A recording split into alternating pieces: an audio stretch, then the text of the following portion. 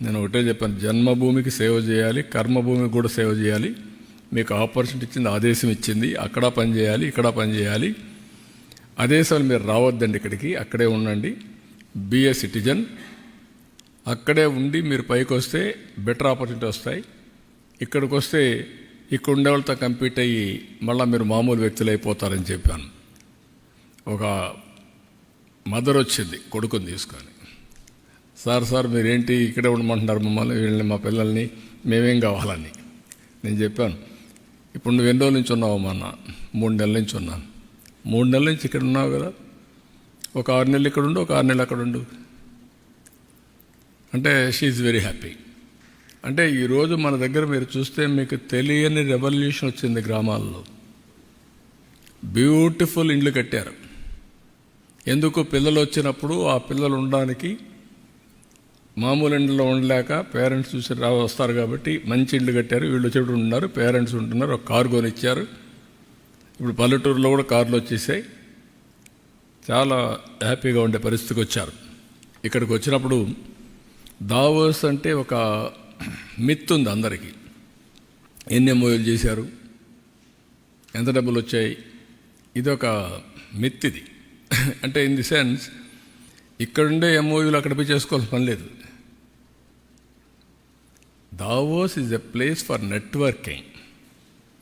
ప్రపంచంలో 4 రోజులు ప్రపంచం అంతా అక్కడికి వస్తారు. కంట్రీ హెడ్స్ వస్తారు, మినిస్టర్స్ వస్తారు, గవర్నమెంట్సే కాకుండా ఆల్ కార్పొరేట్స్ వస్తాయి. నేను చూసినటివి అనేక దేశాల్లో మాట్లాడాను. ఆ అనేక దేశాల్లో ఉండే వాళ్ళతో మాట్లాడాలంటే, నేను ఆ దేశానికి పోవాలంటే వీసాలు, టైము, అపాయింట్మెంట్లు ఎన్ని అవుతాయి. ఇక్కడ అందరినీ 3 రోజుల్లో కలిసే పరిస్థితి వస్తుంది. 3-4 రోజులు అందరూ కలిసే పరిస్థితి వస్తుంది. ఈరోజు మీరు చూస్తే 3 కంట్రీస్ కలిశాను. 27 బయోలాటరల్ మీరు చూస్తే డిఫరెంట్ కంట్రీస్లో వరల్డ్ బెస్ట్ కంపెనీస్ అన్నీ కూడా సీఈఓలు అందరూ వచ్చి కలిశారు. ఇప్పుడు మీకు చూసినప్పుడు ఒక పక్కన సివిల్ ఏవియేషన్ జూరిక్ వచ్చి కలిశాడు.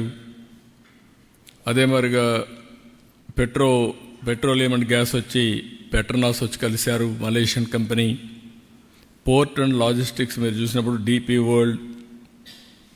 అదే మరిగా ఏపీ మోలర్, మెరెస్క్, అదే మరిగా డెమెన్ హోల్డింగ్ బీవీ, ఇలాంటి కంపెనీస్ అన్నీ, ఎఫ్ఎంజీ అయితే యూనిలివర్, గ్లోబల్ హెడ్, ఇంకొక పక్కన వాల్మార్ట్, ఇలాంటివి సిస్కో, పెప్సికో, ఇలాంటి గ్లోబల్ హెడ్స్ అంతా వచ్చి కలిసే పరిస్థితి వచ్చేది. వీళ్ళందరినీ కలవాలని నేను డిఫరెంట్ కంట్రీస్కి పోవాల్సిన పరిస్థితి వచ్చేది.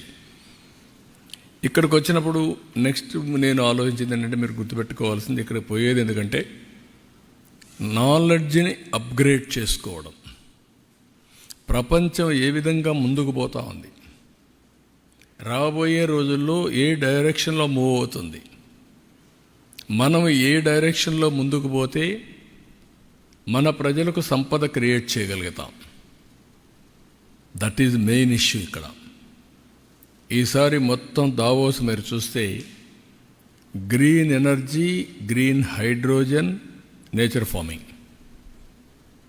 Second, IT to AI. Everybody is talking deep tech, AI in all walks of life.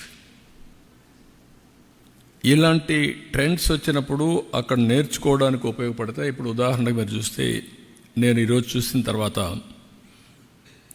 ఆంధ్రప్రదేశ్లో 10 పోర్టులు ఉన్నాయి. మనం అనుకున్నంతగా ఎస్టాబ్లిష్ చేయలేకపోయాం. ఇండియాలో logistics cost as on today 14%, international logistics cost 8%. ఇక్కడ ఏపీ మోలర్ మెర్స్క్ వాళ్ళు చాలా సిస్టమేటిక్గా బ్యాక్వర్డ్ ఫార్వర్డ్ ఇంటిగ్రేషన్ చేశారు.